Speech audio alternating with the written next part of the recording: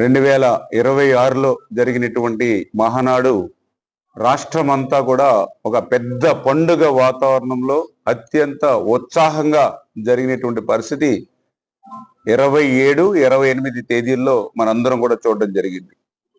తెలుగుదేశం పార్టీకి కార్యకర్తే అధినేత అని చెప్పి నిన్న జరిగినటువంటి మహానాడు మనకందరికీ కూడా తెలియజెప్పినటువంటి పరిస్థితి కూడా మనం చూస్తూ ఉన్నాం.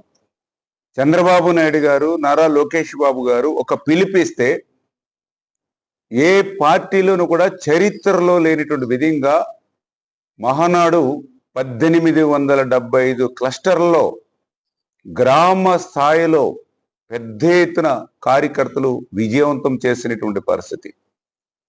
27వ తేదీన చూస్తే 8 లక్షల నుంచి 9 లక్షల మంది మహానాడులో ఈ యొక్క క్లస్టర్ వైజ్ లో పాల్గొనేటువంటి పరిస్థితి. రెండవ రోజు రెట్టించినటువంటి ఉత్సాహంతో 12 నుంచి 15 లక్షల మంది వరకు కూడా కార్యకర్తలు ఈ యొక్క మహానాడులో పాల్గొనేటువంటి పరిస్థితి. అది కూడా ఉదయం 9:30 నుంచి సాయంత్రం 6:30, 7 గంటల వరకు కూడా లక్షలాది మందితో మహానాడు జరపడం. ఎందుకంటే గతంలో ఎప్పుడూ కూడా మహానాడు అంటే మాకు 2 రోజులు ప్రతినిధుల మీటింగు, 20,000 నుంచి 30,000 వరకు ఆహ్వానితులతో మేము మీటింగ్ కండక్ట్ చేసుకునే వాళ్ళం. థర్డ్ డే బహిరంగ సభ పెట్టుకునే వాళ్ళం, ఒక 2 లక్షలు 3 లక్షలతో. కానీ మొట్టమొదటిసారిగా 20,000, 30,000తో ప్రతినిధులతో జరిగేటువంటి మహానాడు ఇవాళ 8 లక్షల నుంచి 15 లక్షల మంది ఆహ్వానితులతో జరిగింది అని అంటే అది ఒక్క తెలుగుదేశం పార్టీకే సాధ్యమైంది, అది ఒక్క తెలుగుదేశం పార్టీ కార్యకర్తకే మాత్రమే సాధ్యమైంది అనే విషయాన్ని ఈ సందర్భంగా తెలియజేసుకుంటూ, ఈ రకంగా ఇంత పెద్ద ఎత్తున ఇవాళ తెలుగుదేశం పార్టీ మహానాడు జరుపుకున్నటువంటి స్థితిలో గొడ్డల పార్టీ కుట్రలు, కుతంత్రాలు మనం చూసాం. ఆ రోజు అధికారం ఉన్నటువంటి 5 సంవత్సరాలు కూడా పరదాల మాటున తిరిగి వాళ్ళు పనిచేస్తే ఈరోజు సంక్షేమాన్ని సైతం ఆ యొక్క లబ్ధిదారుల గడప దగ్గరికి వెళ్ళి స్వయంగా ముఖ్యమంత్రి సైతం పాల్గొని ఇస్తూ ఉన్నాడు. చాలా డిఫరెన్స్ గత ప్రభుత్వానికి ఈ ప్రభుత్వానికి. మీరు ఒక్కసారి గతంలో ఉన్నటువంటి ముఖ్యమంత్రి ఇంటి నుండి బయటికి రావాలంటే పరదాల మాటున, బ్యారికేడ్ల చాటున, ఎక్కడికక్కడ పచ్చని చెట్లను నరుక్కుంటూ 144 సెక్షను, 30 యాక్టు, ముందస్తు అరెస్టులు, హౌస్ అరెస్టులు, వీటి మధ్య నాటి ముఖ్యమంత్రి పర్యటన జరిగేది. కానీ నేటి ముఖ్యమంత్రి డైరెక్ట్గా ఒక పేదవాని ఇంటికి వెళ్ళి ఆ పేదవాళ్ళ దగ్గరే ఆ యొక్క సంక్షేమ కార్యక్రమాలు గడప దగ్గరే అందిస్తూ, అంటే ఎంత వ్యత్యాసం ఉందో.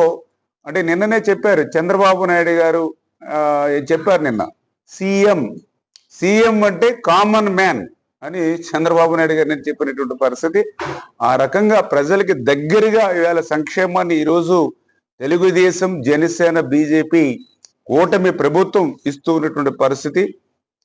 ఈరోజు రాష్ట్రాన్ని ఏదైతే గత ప్రభుత్వం చేసినటువంటి విధ్వంసం నుంచి ఈరోజు ఈ ప్రభుత్వం వికాసం వైపు నడిపిస్తున్నటువంటి పరిస్థితి. ఈ యొక్క 20-22 నెలల్లో తెలుగుదేశం, జనసేన, బీజేపీ కూటమికి పెరుగుతున్నటువంటి జనాదరణ పెద్ద ఎత్తున ఈ రాష్ట్రంలో చూసి ఓరవలేనటువంటి గొడ్డల పార్టీ ఈరోజు అధికారం కోసం నానా గడ్డి కూడా కరుస్తున్నటువంటి పరిస్థితి. అడుగడుగునా కూడా అడ్డు తగులుతూ రాక్షసత్వాన్ని చాటుకుంటున్నటువంటి పరిస్థితి కూడా మనందరం కూడా చూస్తూ ఉన్నటువంటి పరిస్థితి. చాలా క్లియర్గా ఈవేళ అభివృద్ధి, సంక్షేమాన్ని ఈరోజు ఈ ప్రభుత్వం ముందుకు తీసుకెళ్తూ ఉంటే ప్రతిపక్ష హోదా కూడా లేనటువంటి గొడ్డలి పార్టీ మాత్రం ఈరోజు రక్తాన్ని నమ్ముకుని రప్ప రప్ప అంటూ ఈ తలలు పొట్టెళ్ళను నరికినట్టుగా నరికేస్తామని అంటూ వాళ్ళు ఏ రకంగా అధినాయకుడి దగ్గర నుంచి కార్యకర్త వరకు మాట్లాడుతున్నారు మనందరం కూడా చూస్తూ ఉన్నటువంటి పరిస్థితి. అందుకే ఈరోజు బలంగా ఆంధ్రప్రదేశ్ రాష్ట్రంలో మరి మొన్ననే చెప్పడం జరిగింది, వేట కొడవల దగ్గర నుంచి కత్తి వరకు, ఆ కత్తి కాస్త ఈరోజు గొడ్డల వరకు ఈవేళ వైఎస్ఆర్సీపీ పార్టీ రూపాంతరం చెందినటువంటి విషయాన్ని ఈరోజు ప్రజలందరూ కూడా గుర్తుపెట్టుకోవాలని చెప్పి మీ ద్వారా అందరినీ కూడా కోరుకుంటూ, మరి అటువంటి గొడ్డల పార్టీకి ఈ ఆంధ్రప్రదేశ్ రాష్ట్రంలో శాశ్వతంగా సమాధి చేసి రేపటి ఆంధ్రప్రదేశ్ రాష్ట్ర బంగారు భవిష్యత్తును మనందరం కూడా కాపాడుకోవాలని ఈ యొక్క మహానాడు ద్వారా మరి దగ్గర 40 తీర్మానాల్ని ఆమోదించుకోవడం, ప్రతి తీర్మానంలోనూ కూడా కూలంకషంగా చర్చ జరగడం మనందరం కూడా చూసినటువంటి పరిస్థితి. ఈ రకంగా మహానాడు ఆంధ్రప్రదేశ్ రాష్ట్రంలో విజయవంతం కావడంతో పాటు మన పాలకొల్లు నియోజకవర్గంలో కూడా మొదటిసారిగా క్లస్టర్ వైజ్ మహానాడు అయినప్పటికీ కూడా ఎలమంచిలి మండలంలో 2 క్లస్టర్లు, కోడూరు మండలం మనకి సగం ఉంది కాబట్టి 1 క్లస్టరు, పాలకొల్లు పట్టణంలో 2 క్లస్టర్లు, మన పాలకొల్లు మండలం రూరల్లో 2 క్లస్టర్లు, 7 క్లస్టర్లు కూడా నేను కూడా చూసాం. ఉదయం 9:30 నుంచే గ్రామాల్లో ఉత్సాహంగా పసుపు శారీ ధరించి జెండా పట్టుకుని ఎంతో ఉత్సాహంగా ఉత్తేజంగా ప్రతి సభా ప్రాంగణం కూడా కిక్కిరిసిపోయి. ఎందుకంటే గతంలో మేము ఒక నియోజకవర్గ మహానాడు చేస్తే దానికి 10 రెట్లు ఈరోజు క్లస్టర్ వైజ్ మహానాడు విజయవంతం అయింది పాలకొల్లో.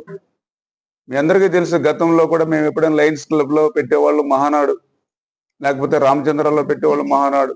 నియోజకవర్గం అంతటికి కలిపి ఒక సభా ప్రాంగణం ఉంటే ఈరోజు అటువంటి సభా ప్రాంగణాలు 7 ఉంటే ఆ 7 సభా ప్రాంగణాలు కూడా సరిపోక మళ్ళీ బయట కూడా ఉండి వేలాది మంది ఈరోజు పెద్ద ఎత్తున, అది కూడా మరి శాసనసభ్యుడిగా ఈరోజు పోలిట్ బ్యూరో సభ్యుడిగా ఉండడం వల్ల తెలుగుదేశం పార్టీ కేంద్ర కార్యాలయంలో మేము ఉన్నటువంటి పరిస్థితిలో కూడా ఈరోజు పెద్ద ఎత్తున పాలకొల్లులో ఈ యొక్క కార్యక్రమాన్ని విజయవంతం చేసినటువంటి నా పాలకొల్లు నియోజకవర్గ ప్రతి కార్యకర్తకి కూడా హృదయపూర్వకమైనటువంటి ధన్యవాదాలు కూడా తెలియజేసుకుంటూ, ఈ రకంగా మన నియోజకవర్గంలో కూడా మరి మొదటి రోజు అదేవిధంగా 2వ రోజు 2 రోజులు కలిపి దగ్గర మరి 2 రోజులు కలిపి దగ్గర మరి 16,000 మంది దాకా ఈ యొక్క మహానాడులో 2 రోజులు పాల్గొనడం జరిగింది.